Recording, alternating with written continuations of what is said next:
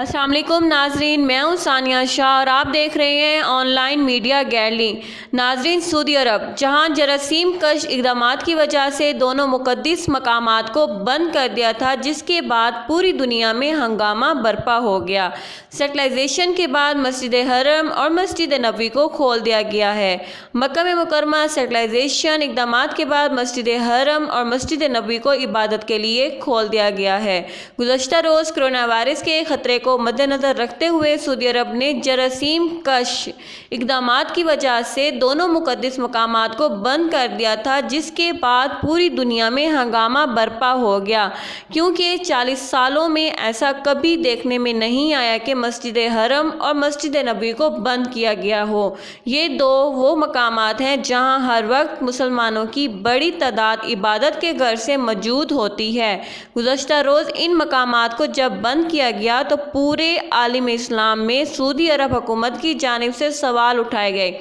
لیکن اب جراثیم کش اقدامات کے بعد دونوں مقدس مقامات کو عبادت کے لیے کھول دیا گیا ہے۔ گزشتہ روز جب عالم اسلام کی جانب سے سوال اٹھائے جا رہے تھے، تب بھی حکام کی جانب سے جواب دیا گیا تھا کہ خانہ کعبہ میں عبادت کا سلسلہ رکا نہیں ہے، بلکہ دوسری اور تیسری عمارت پر عبادت کا سلسلہ جاری ہے اور مسلمانوں کی ایک کثیر تعداد وہاں عبادت کرنے میں مصروف ہے۔ لیکن آج ایک مقامی ٹی وی کی رپورٹ میں بتایا گیا ہے کہ دونوں مقامات کو مسلمانوں کے آنے اور عبادت کے لیے کھول دیا گیا ہے۔ یاد رہے، کچھ دن قبل سعودی عرب نے کرونا وائرس کی وجہ سے غیر ملکوں کے آنے اور عمرے کی ادائیگی پر پابندی لگا دی تھی،